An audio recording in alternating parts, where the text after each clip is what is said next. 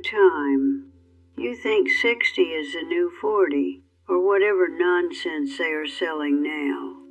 You think because you feel relatively healthy and your mind is still sharp and your life is finally settling into something manageable, you have decades stretching out ahead of you like a lazy Sunday afternoon. You do not. I have been alive since Franklin Roosevelt was president. I have buried my husband, my parents, 2 siblings, and more friends than I can count. And I am here to tell you that your 60s are not the beginning of your golden years. Your 60s are your last real chance to prepare for everything that comes next. And it is harder than you think. I was a high school guidance counselor in Pittsburgh for 38 years. I retired when I was 70, which means I spent my 60s winding down a career, helping my kids through their own midlife struggles, and starting to think about what came next. I thought I was prepared. I had saved money. I had a husband I loved, and children who called regularly, and grandchildren who lit up when I walked in the room. I was not prepared for any of it. I was not prepared for my body to start betraying me in ways I could not fix. I was not prepared for the loneliness that comes when your friends start dying faster each loss. I was not prepared for my husband of 63 years to drop dead in a hardware store on a Tuesday afternoon while I was home making a grocery list. I was not prepared for the terror of a stroke, of waking up in a hospital, unable to move my left side, of realizing I could no longer live alone. From someone who figured it out. This is a video from someone who wishes she had been warned. And if you are in your 60s right now, consider this your warning. Lesson number 1. Your body is about to change in ways you cannot reverse, and you need to build strength now while you still can. When I was 62, without thinking about it, I could carry groceries up the stairs. I could get down on the floor to play with my grandchildren and get back up again without help. I took all of that for granted because it had always been true. By 75, walking a mile was an accomplishment. By 80, I needed to rest halfway up the stairs. 4, a stroke took what was left of my independence. Here is what nobody tells you. The muscle you lose after 60 is almost impossible to get back. The bone density you lose is gone forever. The balance you had naturally starts requiring conscious effort. And if you do not actively fight against this to exercise and move and challenge your body while it can still respond, you are going to spend your 80s and 90s trapped in a body that cannot do what your mind wants it to do. I watch my great-grandchildren run across the yard, and I remember when I could run. I remember when my legs were strong and my back did not ache. Chair was not an athletic event. That woman feels like a stranger now. I wish I had treated her body better. I wish I had built more strength when I had the chance. If you are 62 and you can still walk 3 miles, walk 3 miles every day. Build the strength now because you are going to need it. 2. Your friends are going to start dying, and you need more of them than you think. I had a close group of 4 women I had known since my 30s. We called ourselves the Tuesday Girls because we met for lunch every Tuesday for almost 40 years. Eileen, Margaret, and me. We raised our children together through divorces and cancer scares and the deaths of our parents. I thought those friendships would last forever. Barbara died in 2008, heart attack. She was 75. Eileen died in 2014, cancer. She was 81. Margaret died in 2020, COVID. She was 87. Only Tuesday girl left. I did not make new friends in my 60s. I thought I had enough. I thought Barbara and Eileen and Margaret would be there until the end. I did not realize the end would come for them so much sooner than it came for me. Now I am 92, and most of the people who knew me when I was young are gone.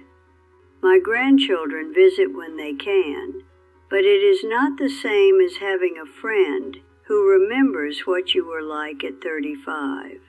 It is not the same as having someone who knew your parents, who came to your wedding, who held your babies. Make friends in your 60s, younger friends, older friends, new friends, any friends. Cast no idea who will still be alive in 20 years. The loneliness of outliving everyone you love is something I would not wish on anyone. Lesson number 3. Have the conversations about death and money now, while everyone is still healthy enough to have them. When my mother was 89, she had a stroke that left her unable to speak. Another 3 years, and we had no idea what she wanted. Did she want to be kept alive on machines? Did she want aggressive treatment or comfort care? Where was her will? What were the passwords to her accounts? We spent those 3 years guessing, fighting with each other, making decisions in the dark. I swore I would not do that to most did anyway, because talking about death is uncomfortable, because nobody wants to sit down with their kids and say, "Here is what I want you to do when I am dying. Here is where the money is. Here is who gets what." It feels morbid. It feels premature. It feels like you are inviting death into the room. But death is coming, and if you do not have these conversations while you can still have them, you are leaving a mess for the people who love you. I finally had the conversation with Lisa and Michael when I was 74. I should have done it at 64. I should have done it the moment I had grandchildren and realized there were people who would be affected by my death. Do not wait until there is a crisis. Have the conversation now. Lesson number 4. Retirement will not save you. It will expose you. I spent my whole career looking forward to retirement. No more early mornings. No more difficult students. No more paperwork. I was going to travel and go to books I have been putting off. I was going to finally have time. I retired at 70 and I fell apart. I did not know who I was without my job. For 38 years I had been Mrs. Costello, the guidance counselor. That was my identity. That was my purpose. And suddenly I was just Lorraine. Particular to do and nowhere particular to be. It took me 3 years to find myself again. 3 years of feeling useless and lost before I discovered that I love painting watercolors, that I love volunteering at the library, that I love having lunch with my daughter on a Tuesday for no reason. But those 3 years, he was worried about me. My children were worried about me. I was worried about me. If you are in your 60s and your job is your whole identity, you are heading for a cliff. Start building a life outside of work now. Develop hobbies. Maintain friendships. Figure out what you love besides your paycheck, because you are going to need something to be. And if you have not built that something, you are going to be nothing. Lesson number 5. You have less time with your spouse than you think, and most of it will not be the healthy, active years you are imagining. Anthony and I were married 63 years. That sounds like a lot. It is a lot. It breaks my heart. The first 20 years we were young and building a life and raising children. We were so busy we barely had time for each other.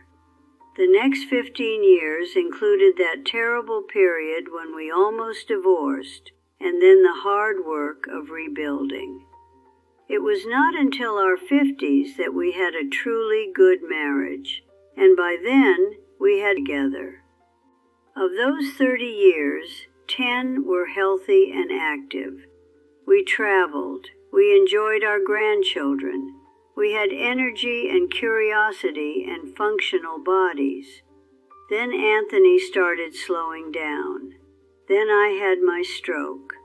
The last 10 years of our marriage, we were managing decline. Doctor's appointments and medications, what we could do together. I am not saying those years were not good. They were. I would give anything to have Anthony back, even in a wheelchair, even confused, even dying. But I wish I had understood in my 60s that the window for adventure was closing. I wish we had taken more trips, stayed out later, said yes to. I wish I had not assumed we had unlimited healthy years ahead. You do not. Nobody does. Use the good years while you have them. Lesson number 6. Forgive everyone now, because later you will not have the chance. My brother Frank and I did not speak for 8 years. It was a stupid fight over our mother's care. It seemed so important at the time. I was 67 when we stopped talking. I was convinced I was right. I was convinced he owed me an apology. Frank died of a heart attack at 79. He died while we were still not speaking. And now I will never get to tell him I am sorry. I will never get to hear his voice again from him at a holiday table and roll my eyes at the same family stories we had heard 100 times. 8 years of silence for what? For pride, for being right, for refusing to be the one who reached out first. If there is someone you are not speaking to, someone you love who hurt you, pick up the phone today, not tomorrow, not next week, today, because people die and they do not wait for you to be ready. They do not wait for the right moment or the perfect apology. They just go, and they take your chance with them. Lesson number 7. Your adult children, they need your presence. I spent my 60s giving my children advice about their careers, their marriages, their parenting. I had 38 years of experience as a guidance counselor. I knew things. I had wisdom to share. They did not want my wisdom. They wanted me to show up and be their mother. They wanted me to hold their babies and eat dinner at their tables and ask about their lives without trying to fix anything. Every time I offered unsolicited advice, I was telling them I did not trust them to figure it out themselves. It took me until my 70s to learn to keep my mouth shut, to listen without controlling, And by then I had damaged my relationship with Michael so badly that we spent 7 years not speaking. Your adult children are adults. They do not need you to tell them what to do. They need you to love them while they figure it out. That is harder than giving advice, but it is what they ask. Lesson number 8. Write things down because you are going to forget everything. I have 11 grandchildren and 6 great-grandchildren. I cannot remember all their birthdays without looking at the list I keep in my nightstand. I cannot remember what I had for breakfast yesterday. I cannot remember conversation. This is normal. This is what happens to every brain that lives long enough. But it is terrifying, and if you do not prepare for it, you will lose things that matter. Write down your memories. Write down your family stories. Write down the recipes your mother taught you, and the way your father laughed, and the name of your first dog. What you want your grandchildren to know about who you were before you were old. I started keeping a journal when I was 78. I wish I had started at 60. I have lost so many memories that I cannot get back. Memories that only existed in my head and are now gone forever. Do not let that happen to you. You are going to be scared, and courage is doing it anyway. I was terrified of getting old, terrified of losing Anthony, terrified of being alone, of being sick, of being dependent. I spent my 60s trying not to think about it, as if ignoring my fear would make it go away. Everything I was afraid of happened. Anthony died. I had a stroke. I lost my independence. I live with my daughter now because I cannot live alone. Every fear came true, and I am still here. I am still me.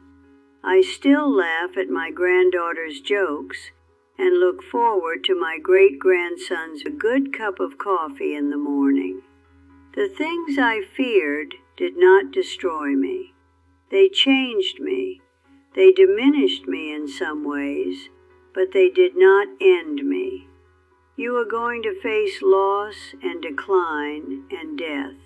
You cannot avoid it, but you can face it with courage instead of denial. You can prepare for it instead, and when it comes, you can discover that you are stronger than you thought. Lesson number 10, and this is the one I need you to hear. The last 30 years go faster than the first 60.